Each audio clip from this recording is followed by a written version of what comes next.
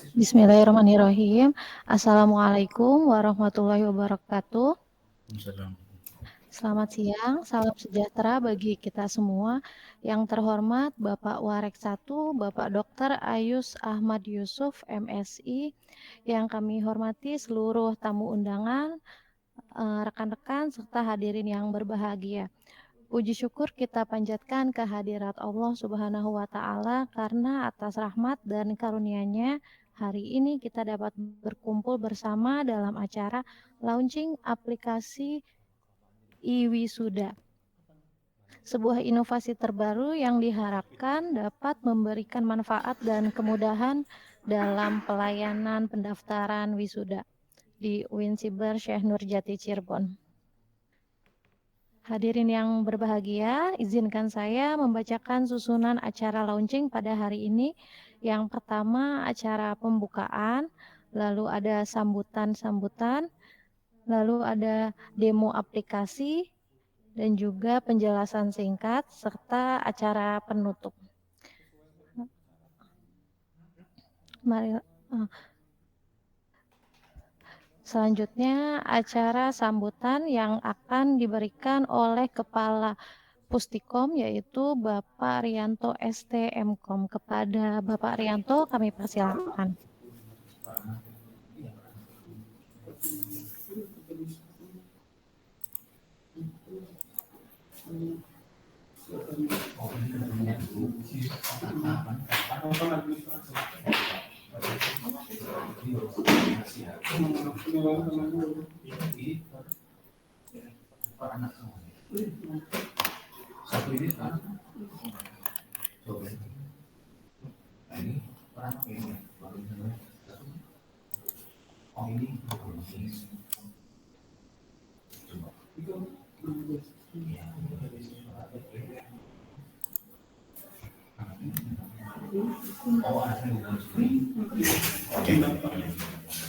Baik, Assalamualaikum warahmatullahi wabarakatuh.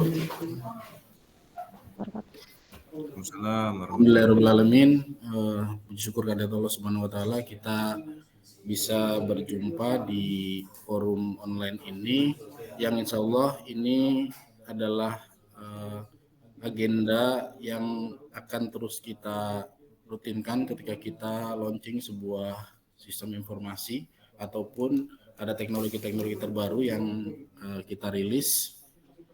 Kami dari Pusat Teknologi Informasi dan Komunikasi berharap segala upaya terkait yang dilakukan oleh Pustikom terkait untuk mendukung semua layanan berbasis teknologi, kita akan kelola secara publik ya. Jadi kita akan informasikan secara jelas, secara di forum-forum resmi yang seperti ini. Nah, untuk kali ini kita akan launching sebuah aplikasi di mana aplikasi ini sebenarnya aplikasi yang dikembangkan lebih lanjut dari aplikasi-aplikasi yang sebelumnya sudah ada. Ciri khasnya adalah karena kita akan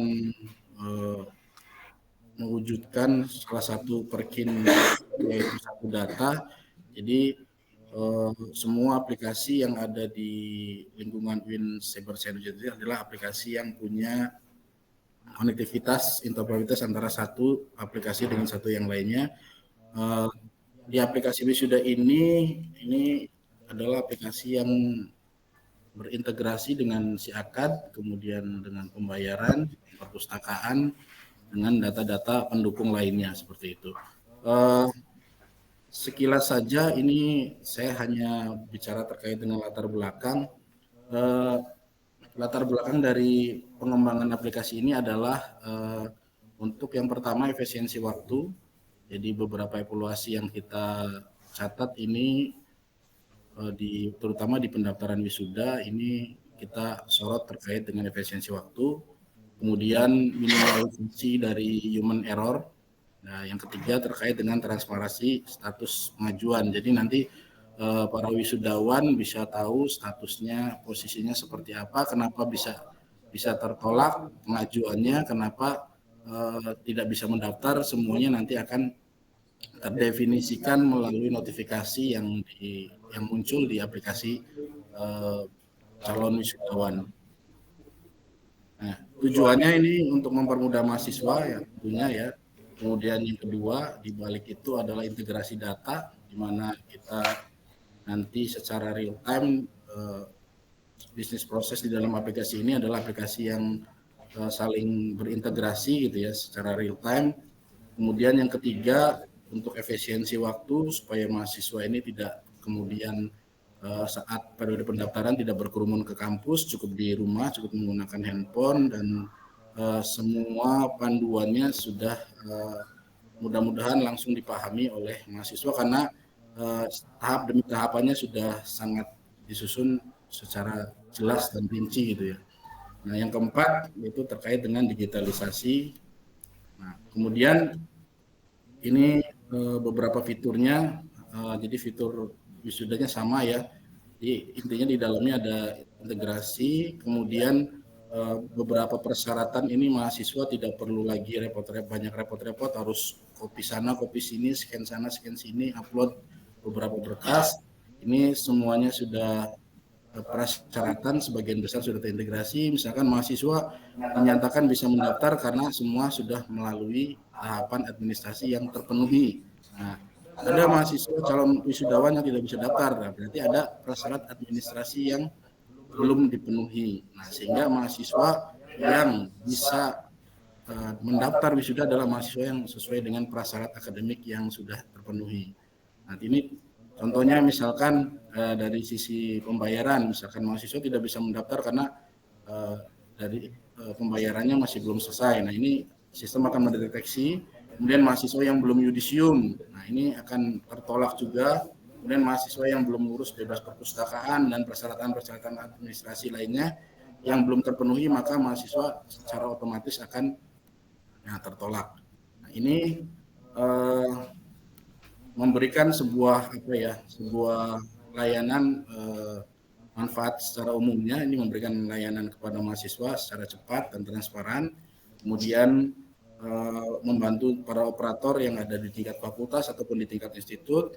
Kemudian ini juga menjadi data pendukung karena di dalamnya data-datanya terintegrasi dengan sistem akademik, sistem-sistem yang ada di lingkungan UIN Cyber Science Cirebon.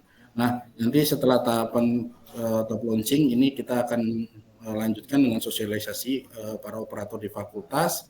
Kemudian kita buatkan panduannya untuk calon mahasiswa. Kemudian di periode wisuda yang terdekat ini akan langsung digunakan. Itu saja mungkin sambutan dari saya selaku Pustikom. Kurang lebihnya mohon maaf. Assalamualaikum warahmatullahi wabarakatuh.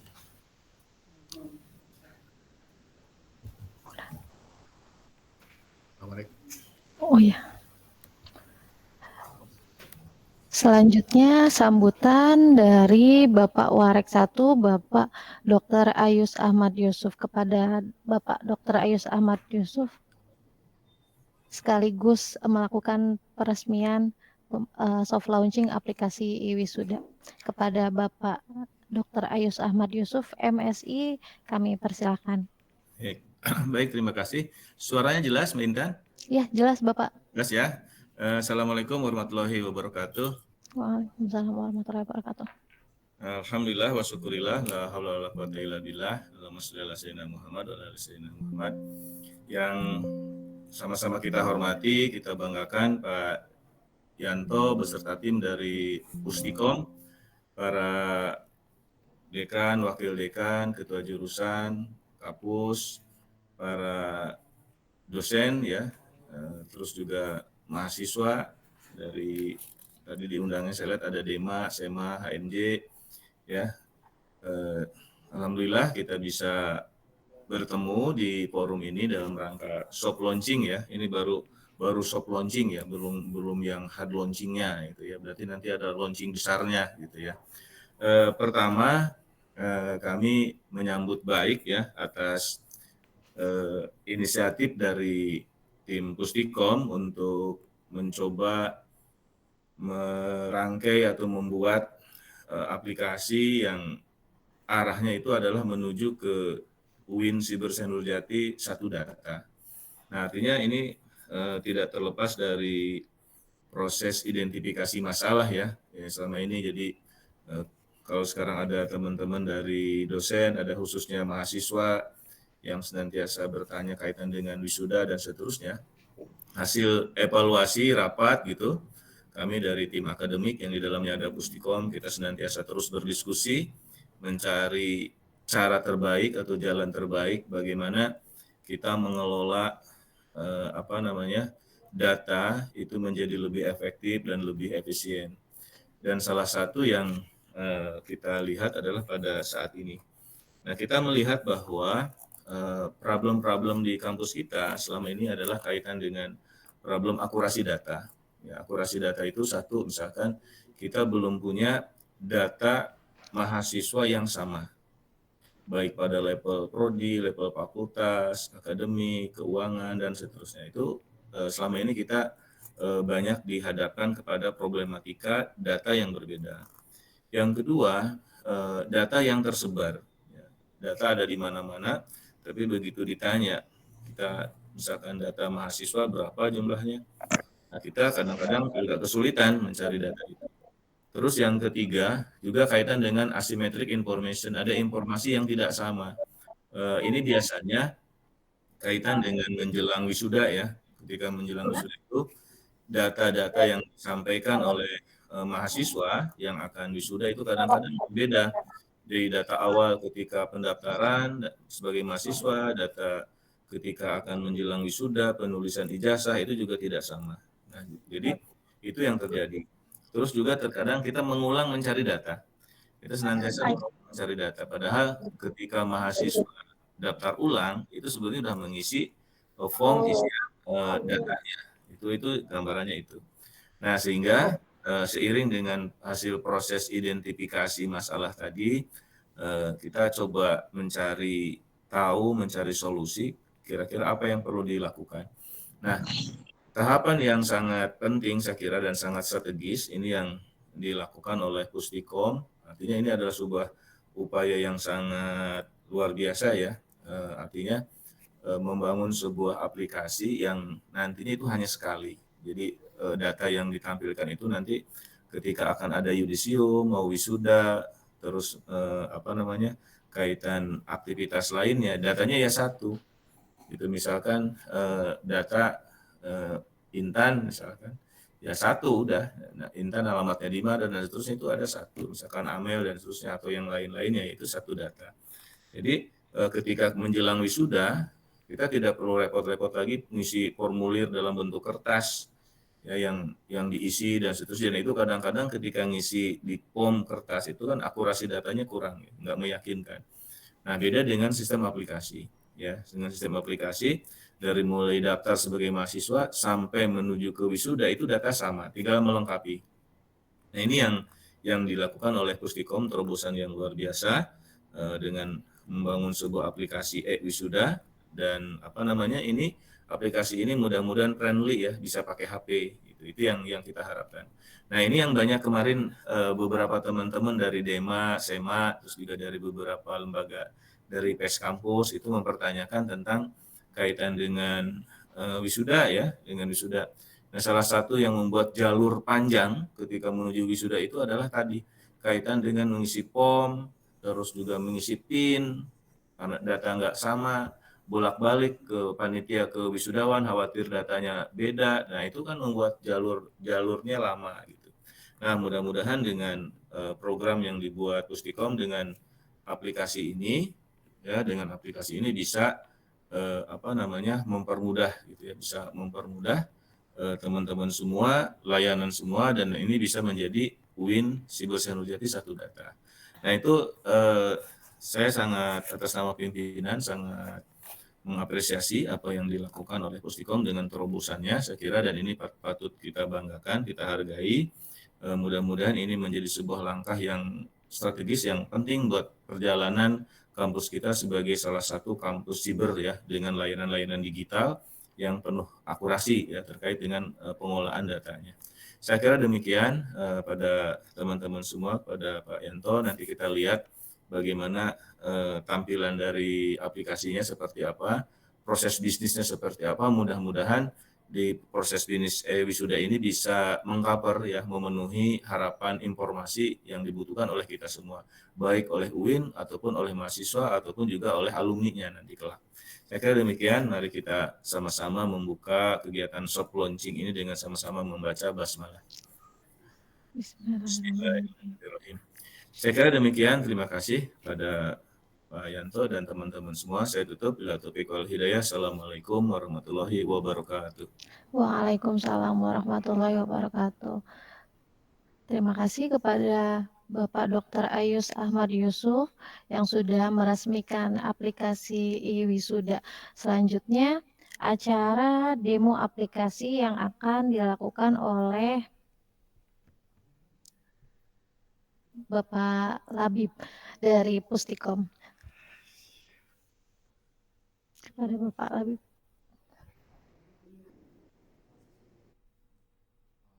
Boleh. Terima kasih.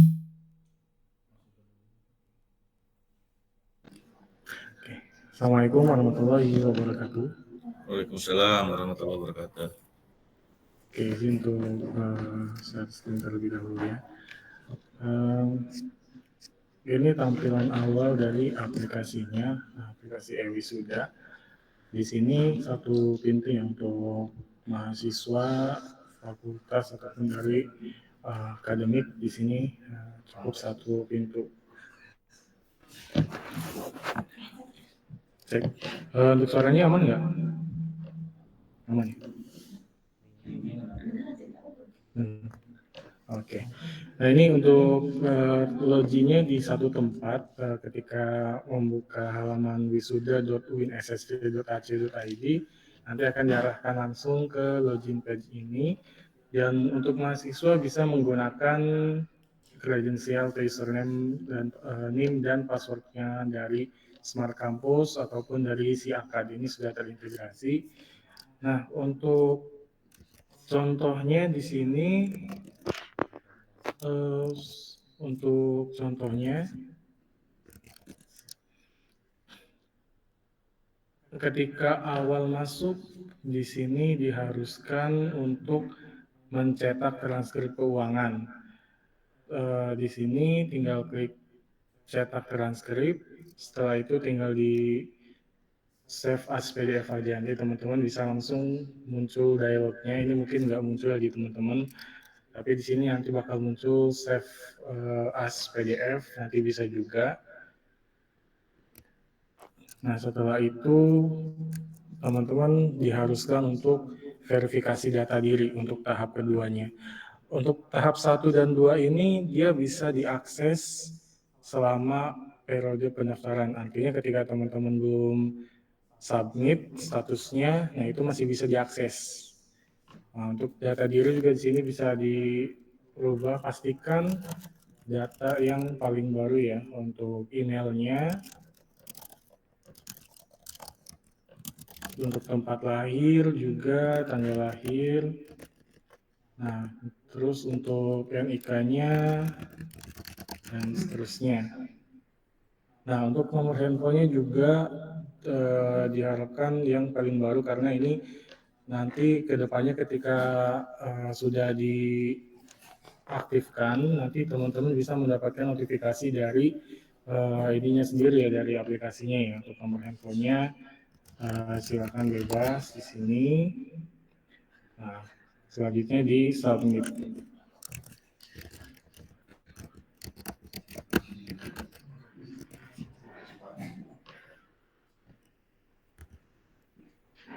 Nah, ini yang ngarang.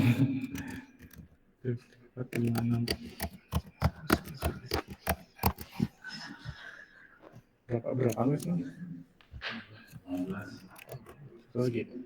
Nah, karena Nik yang ngarang ya teman-teman, sorry.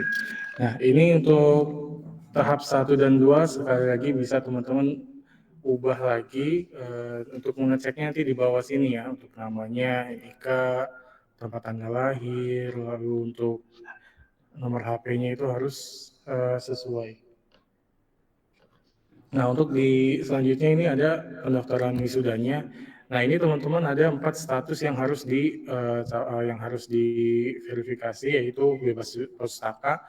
Bebas perpustakaan ini nanti teman-teman urusannya dengan pihak perpustakaan. Terus ya teman-teman juga harus sudah yudisium di sini. Nanti tim dari fakultas yang akan mengupdate datanya. Jadi kalau teman-teman sudah yudisium dan belum di checklist di sini, itu tinggal ke fakultas saja.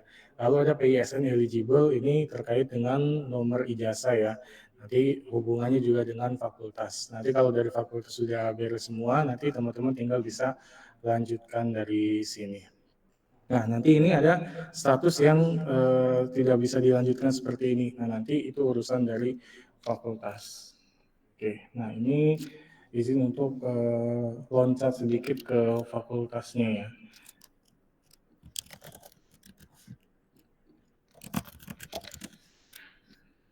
Nah, ini dari fakultasnya nanti diharapkan untuk mengupdate datanya.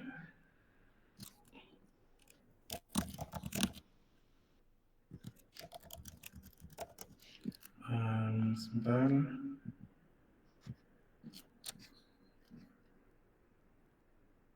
Nah, ini nanti dari fakultas tinggal update datanya dan mahasiswa nanti bisa melanjutkan lagi pendaftarannya. Dan untuk timeline-nya sendiri sebenarnya diharapkan sebelum mahasiswanya memulai pendaftaran, dari fakultas sudah memperbarui datanya. Nah, ini ketika dari fakultas sudah memperbarui datanya. Nanti teman-teman tinggal klik submit dan ini isi dokumen-dokumennya. Nah, untuk dokumennya ini mohon maaf dummy aja ya untuk mempersingkat waktu.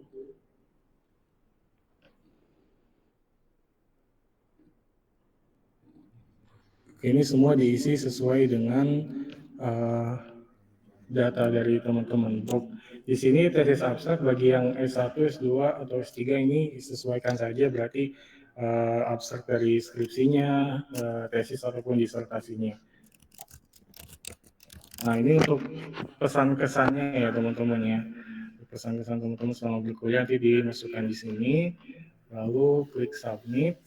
Nah, statusnya menjadi submitted.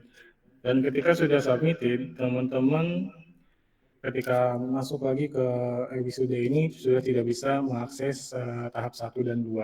Artinya pastikan teman-teman sudah verifikasi data diri di awal, jangan sampai ketika sudah submit ternyata masih ada data diri yang salah. Nah, selanjutnya teman-teman kalau sudah submitted, nanti teman-teman tinggal tunggu status terbarunya, nanti dicek berkala atau nanti juga bisa jadi ada notifikasi WA ya untuk ditolak atau disetujuinya. Nah, setelah itu nanti tahapannya tinggal dari pihak akademiknya saja yang harus memverifikasi dari pendaftaran teman-teman.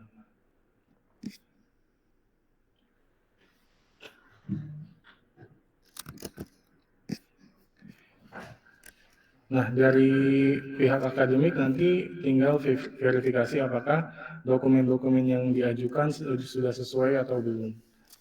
Nah, nanti untuk datanya itu teman-teman tadi diperhatikan juga tidak lewat dari 1 MB dan ada beberapa persyaratan yang diharuskan berbentuk foto, khususnya untuk pas foto ya itu nggak bisa PDF. Nah, di sini nanti pihak akademik memverifikasi apakah dokumennya sudah sesuai atau tidak. Ini kasih contoh yang belum sesuai ya? Belum sesuai. Oke.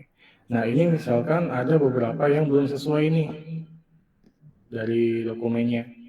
Nanti pihak akademik tinggal submit review dan ketika rejected atau ditolak, nanti teman-teman itu bakal mendapatkan notifikasi WhatsApp. Jadi sebisa mungkin nanti yang ada di data diri itu harus sesuai ya nomor yang terbaru dan bisa menerima notifikasi, bisa menerima WhatsApp. Nah, kalau sudah, nanti teman-teman bakal melihat statusnya di sini. Ternyata di reject. Nah, ketika di reject, teman-teman juga masih bisa untuk verifikasi data diri. Barangkali ada yang masih belum sesuai gitu, entah notifikasi WA-nya belum masuk dan sebagainya, itu bisa coba dicek lagi data dirinya. Ketika di reject masih ada kesempatan. Nah, selanjutnya adalah revisi pendaftaran. Di revisi pendaftaran ini nanti terlihat nih bagian mana sih yang ditolak. Ternyata ini di pas fotonya ditolak nih, dokumen tidak sesuai. Teman-teman bisa cek lagi dokumennya kayak gimana sih, kenapa kok nggak sesuai. Oh, ternyata salah upload nih, bukan foto dari teman-teman misalkan. Nah, bebas pustakanya juga sama, dicek dulu. Nah, ketika sudah tahu bagian mana yang salah dan kenapa salahnya, nanti teman-teman tinggal klik revisi dokumen. Nah, di sini teman-teman bisa upload ulang ya. Di sini juga ada menu view dokumen untuk melihat kesalahannya gitu. Sebelumnya itu upload apa, nanti bisa dilihat di sini juga. Dan selanjutnya, coba teman-teman upload yang versi benernya ya, untuk pas foto misalkan. Oke, dan untuk yang bebas pustaka juga, submit. Nah, berarti sekarang sudah submitted dan tinggal ditunggu lagi. Nah, selanjutnya nanti pihak akademik yang memverifikasi ulang apakah dokumen yang diajukan tadi itu sudah benar atau belum. Nah, selanjutnya di sini, nah ini pas fotonya ternyata sudah benar nih, jadi tinggal di ACC aja, di submit review. Nah, sudah approve. Nanti teman-teman yang sudah approve itu diharuskan untuk mengisi. Nah, oke. Untuk selanjutnya ketika sudah di-approve, teman-teman diharuskan untuk mengisi survei. Nah, di sini survei kepuasan layanan. Nah, ini silakan kasih yang jujur aja. Ya, kalau subjektif mah ya pengen bintang 5 ya. Nanti apa di sini misalkan untuk ini Pustikom keren banget misalkan. Nah, ini minimal 10 karakter. Selanjutnya di submit. Nah, setelah di submit, nah teman-teman baru bisa print dokumen registrasinya nih. Nah, kayak gini ya teman-teman ya. Nanti di sini ada QR code juga yang nanti pihak akademik bakal scan nih. Ini dia terdaftar belum sih, beneran terdaftar atau belum. Nah, itu seperti itu. Bukti pendaftaran ini sudah ini nanti bisa diambil, bisa digunakan untuk pengambilan toga dan juga ijazah. Sebenarnya. Jadi nanti di pihak akademik tinggal ada checklistnya lah, nanti teman-teman itu ngambil toga kapan, terus ngambil ijazahnya juga kapan. Nah, nanti perhatikan juga ukuran toganya teman-teman, jangan sampai salah, karena ketika sudah disubmit itu tidak bisa berubah. Nanti stoknya pun akan sesuai dengan yang teman-teman pesan di sini. Dan ketika teman-teman ngambil itu juga tidak bisa dirubah sesuai dengan apa yang teman-teman ajukan.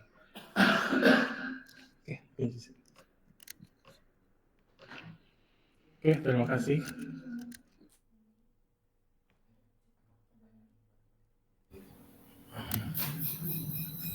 Silakan kalau ada yang ditanyakan, ada yang didiskusikan. Tambahan ya. Jadi tadi yang sesuai dengan yang sudah dijabarkan Mas Labib. Jadi ketika mahasiswa mendaftar itu semua eviden yang ada di akademik, pembayaran dan perpustakaan itu semuanya akan tertarik ya. Contoh, kenapa tadi kok nggak ada ngisi judul skripsi lagi? Nah, judul skripsinya sudah tertarik dari sistem akademik. Kenapa pembayaran kok tinggal langsung cetak? Karena sudah tertarik dari pembayaran. Kenapa bebas perpustakaan sudah langsung oke, tanpa harus ngupload lagi, sudah integrasi dengan sistem bebas perpustakaan di perpustakaan itu. Jadi mahasiswa tinggal verifikasi data saja dan lampirin data-data yang terbaru kayak fotonya itu harus disesuaikan sesuai dengan ketentuan gitu ya. Itu saja gitu. Ada yang perlu didiskusikan? Silakan dari staf prodi atau fakultas atau dari mahasiswa boleh.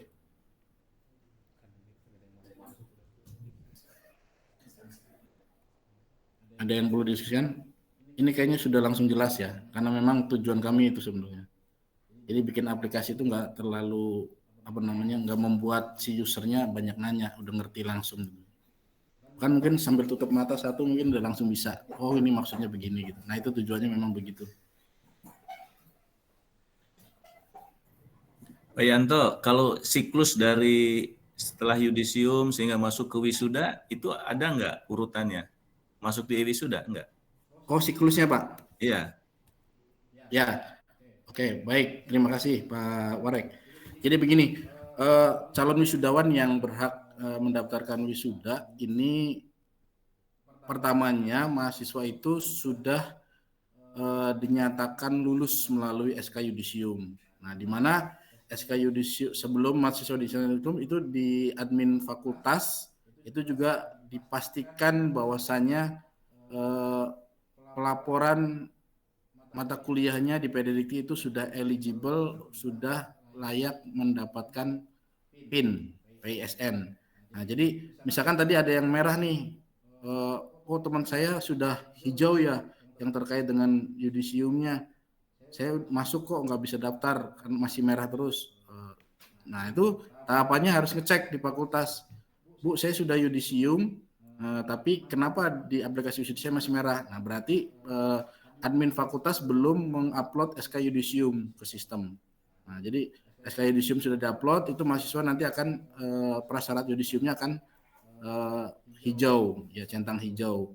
Nah, begitu juga mahasiswa yang ini PISN-nya belum eligible. Nah, berarti ada masalah tuh bisa jadi masalahnya ada di mahasiswanya karena KRS-nya tidak kurang atau masalahnya ada pada staf fakultas yang belum mengupload seperti itu. Gitu Pak. Nah, jadi setelah sudah tahapan administrasinya sudah terpenuhi semua, itu mahasiswa bisa mendaftar gitu Pak. Jadi runtutannya gitu. Nah, di semua aplikasi yang masih centang merah, semua prasyarat yang masih centang merah itu mahasiswa bisa langsung telusuri. Misalkan kenapa ini pembayaran saya merah, berarti kan mahasiswa tersebut belum bayar, dan kalau ada yang merah satu aja itu tidak bisa lanjut. Itu kurang lebih Pak Warek. Ya, terima kasih Pak. Satu lagi Pak, ini kan kadang-kadang ini kan kita asumsinya semua berjalan dengan schedule tuh Pak. Ya. Nah, ini kan suka ada yang di luar schedule tuh. Terlambat Pak, lupa, telat. Nah, itu nggak bisa Pak. Apa enggak itu? Kalau di luar schedule itu sudah cut, otomatis dia harus daftar di periode wisuda selanjutnya. Oh gitu ya, oke deh, siap. Ya, betul.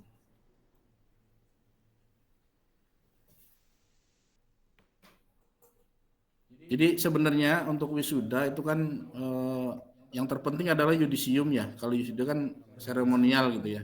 Jadi kalau misalkan calon wisudawan ini pengen wisuda di periode kedua di bulan Agustus misalkan, berarti harus sudah yudisium di periode sebelum wisudanya. Jadi harus misalkan sekarang munakosah ya, misalkan sekarang munakosah itu nanti ada yudisium di 31 Juli dan ada pendaftaran wisuda di 10 Agustus misalkan. Berarti harus ngejar tuh bagaimana saya sudah merevisi administrasi bebas pertukaran, semuanya sudah saya urus sehingga saya sudah terdaftar yudisium dari tanggal 31 Juli. Nah, itulah nanti data saya akan eligible di aplikasi wisuda. Kalau misalkan setelah munakosah kemudian saya pulang kampung, misalkan datang lagi 3 bulan, itu tidak bisa ikut wisuda karena prasyaratnya tidak terpenuhi. Jadi ini yang harus dijadikan catatan khususnya bagi mahasiswa-mahasiswa yang di semester-semester akhir itu, ketika mahasiswa sudah munakosah kemudian dia tidak SK Yudisium sampai melewati batas semester, maka di semester berikutnya wajib untuk membayar UKT karena belum dinyatakan lulus. Jadi status lulus itu ketika SK Yudisium sudah masuk dalam SK Yudisium. Ya, jadi kalau tidak ada lagi mahasiswa yang misalkan habis munakosah kemudian pulang kampung 5 bulan datang lagi di semester berikutnya kemudian Pak sudah wisuda, saya sudah munakosah, kenapa saya suruh bayar lagi? Nah itu harus tetap bayar. bayar UKT karena belum dinyatakan lulus. Begitu kira-kira. Pak Yanto, kan ya. itu rencana kita tanggal Agustus tuh kalau di kalender akademik tuh 13-14. Itu untuk aplikasi ini bisa dipakai? Sudah bisa dipakai, Pak. Sudah bisa dipakai ya? Baik. Ya, ini untuk wisuda yang kedua WIN SSC. Yang kedua SSC ya? Siap, enggak. Dari mahasiswa mungkin ada perwakilan mahasiswa ada yang perlu ditanyakan? Jadi jangan ada yang bertanya lagi terkait dengan Pak, saya sudah munakosa kemudian kenapa harus membayar lagi? Ini tadi saya sudah jelaskan ya. Patokan Anda lulus adalah yudisium. Kalau sudah munakosa itu berarti mahasiswa belum dinyatakan lulus kalau belum yudisium. Nah, yudisium otomatis semua prasyaratnya lulus sudah beres ya, termasuk revisi gitu. Kebanyakan kan mahasiswa menggampangkan tuh, saya udah munakosa, udah tenang, padahal revisi belum. Itu belum dinyatakan lulus. Dan kalau lewati semester, berarti wajib membayar UKT di semester berjalan seperti itu. Ini sudah paham semua kayak gini mahasiswa ya?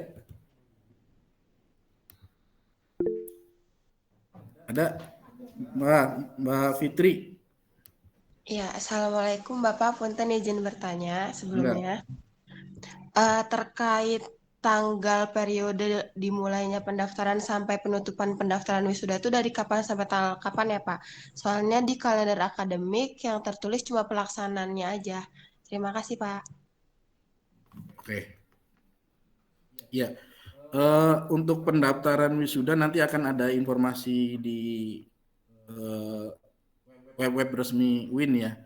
Untuk kalender akademik tadi kan sudah yang terbaru ini sudah ada. Nanti dalam waktu dekat ini kita akan rilis untuk tanggal pendaftaran wisudanya. Jadi nanti teman-teman mahasiswa calon wisudawan ini silakan disegerakan untuk bisa yudisium di periode terdekat. Sementara itu dulu, nanti ada informasi selanjutnya. Baik Pak, terima kasih.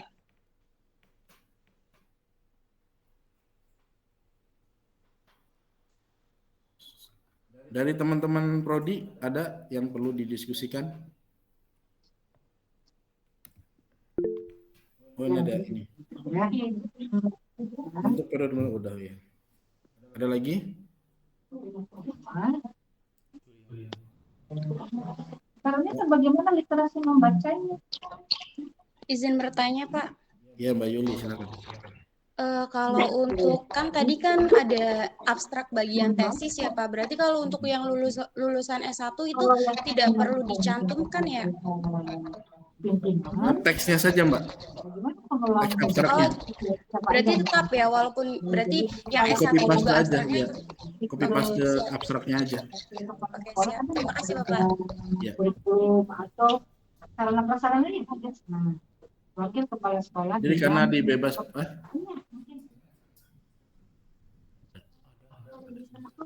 karena di bebas perpus kan sudah diminta file-file ini ya, skripsinya ya. Jadi di aplikasi wisuda tidak lagi karena kita udah integrasi dengan bebas perpustakaan. Perpustakaan mungkin Ya,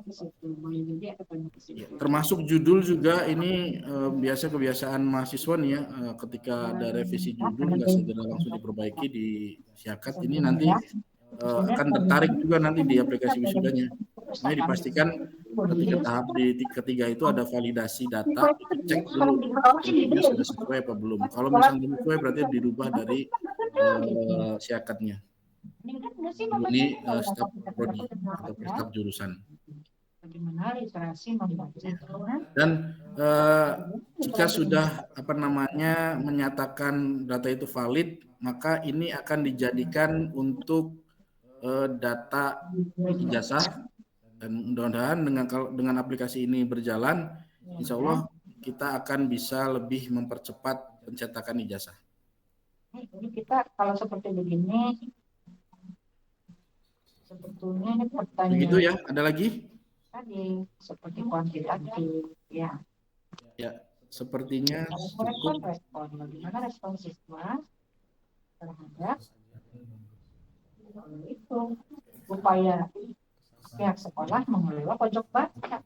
bertanya, kalau yang ditanya itu biasanya yang kelas tinggi. Nah, kalau MI itu kelas tinggi itu 3, 4, 5. Pak Ridho itu Kalau kelas aktif 11 itu tuh. 20.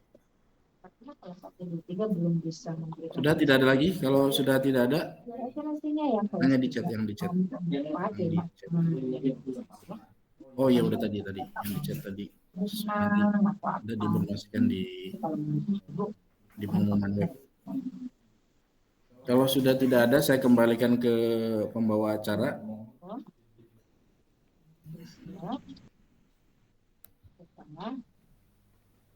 Oh, maaf, ini satu lagi, ini berlaku juga untuk mahasiswa pasca sarjana ya? Berlaku untuk semua mahasiswa juga, pada semua mahasiswa, jadi tidak terlepas S1, S2, S3 juga menggunakan aplikasi yang sama.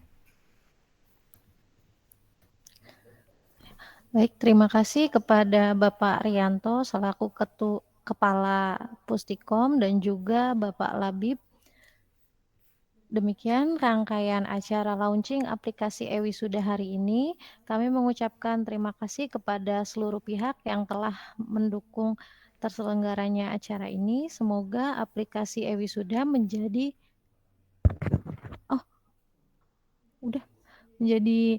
langkah awal menuju kemajuan dan peningkatan layanan yang lebih baik. Akhir kata, wassalamualaikum warahmatullahi wabarakatuh.